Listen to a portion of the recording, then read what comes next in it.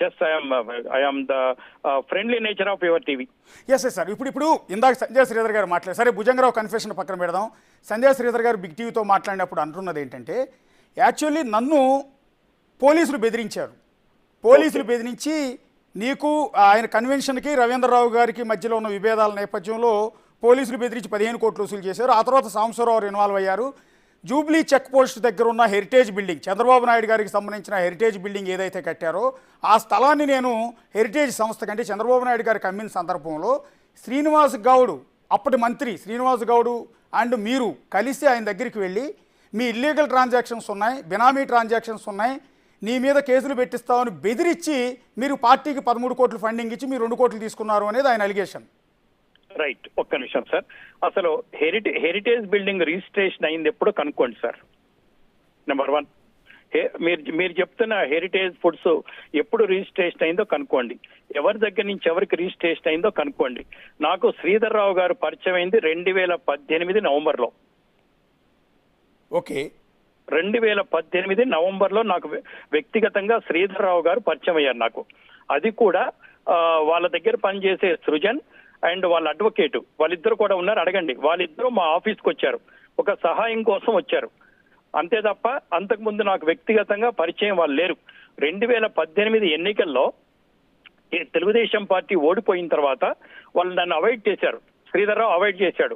శ్రీధర్ రావు గారు వైసీపీకి సపోర్ట్ చేస్తూ ఎవరైనా చేయొచ్చు, తప్పేం లేదండి, దాంట్లో నేను క్వశ్చన్ చేయట్లా. ఆ తర్వాత నన్ను కలవడం మానేశారు. మానేసిన తర్వాత శ్రీనివాస్ గౌడ్ గారు సార్, మీకు తెలుసు శ్రీనివాస్ గౌడ్ గారు మంత్రి సాంబశివరావు ఇద్దరు అతని దగ్గరికి వెళ్ళి మాట్లాడతారండి. మంత్రి దగ్గరికి శ్రీధర్ రావు వస్తాడా? శ్రీధర్ రావు దగ్గరికి మంత్రి వెళ్తాడా? ఆయన చెప్పేయన్ని అబద్ధాలండి, అవాస్తవాలు. ఆయన అందరినీ ముంచుతాడు, అందరినీ వాడుకుంటాడు, కనపడ్డ ప్రతి ఒక్కరిని వాడుకోవడం, వాళ్ళ ఇన్ఫ్లుయెన్స్ ఉపయోగించుకోవడం, బ్లాక్ మెయిల్ చేయడం. 2007లో శ్రీధర్ రావు అనే వ్యక్తి నార్మల్ వ్యక్తి అండి. ఇవాళ ఇన్ని వేల కోట్లు ఎలా సంపాదించాడు? మరి మనం అందరం ఎందుకు సంపాదించట్లేదు? ఎలా? నయీం బినామీ అతను. ఇవన్నీ ఎంక్వైరీ చేయండి మీరు. ఆయన దగ్గర పోలీస్ ఆఫీసర్ ఉంటాడు, ఆ పోలీస్ ఆఫీసర్ నయీం కేసులో ఉన్నాడా లేదా కనుక్కోండి. ఆ పోలీస్ ఆఫీసర్ అయితే సీసీ కెమెరాలు సెట్ చేసుకోండి. శ్రీధర్ రావు ఇన్ని వేల కోట్ల రూపాయలకు అధిపతి ఎలా అయ్యాడు?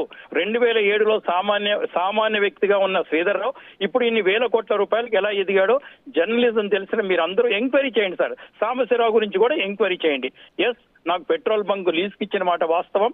తర్వాత ఫోర్జరీ అన్నాడు, అది ఫోర్జరీ కాదని తేలింది. ఇప్పుడు ఆ పోర్షన్ లో పెట్రోల్ బంక్ ఈ రోజు కూడా ఆపరేట్ అవుతాను సార్. మీకెందే ఉంది సార్? తప్పకుండా. ఇప్పుడు హాఫ్ రిజిస్ట్రేషన్ ఉంది సార్, 600 స్క్వేర్ మీటర్స్ రిజిస్ట్రేషన్ ఉందండి, లీజ్ రిజిస్ట్రేషన్. అక్కడ పెట్రోల్ బంక్ రన్ అవుతాను సార్. ఈ పక్కన ఉన్న 600 స్క్వేర్ మీటర్స్ కు లీజ్ రిజిస్ట్రేషన్ లేదు, కన్సెంట్ లెటర్ ఉంది.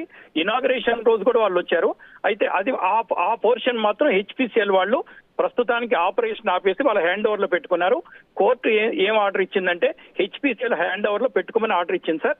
As on today that portion also with in the hand over of the HPCL. మీరు రీసెంట్ గా వివాదం వచ్చినప్పుడు ప్రెస్ క్లబ్ లో ప్రెస్ మీట్ పెట్టారు, గంట సేపు మొత్తం మీ ప్రాబ్లం అంతా చెప్పారు, విత్ డాక్యుమెంట్ చూపించారు. నేను అది కూడా చూశానండి, మేము కూడా టెలికాస్ట్ చేసాం అది. అందువల్ల నాకు మొత్తం నోటెడ్ ఉంది.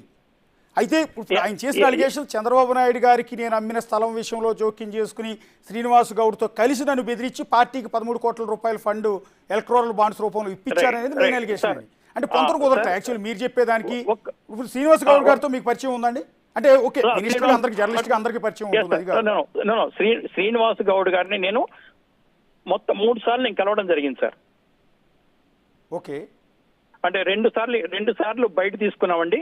ఒకసారి ఆయన ఇంట్లో కలిశాను సార్ నేను.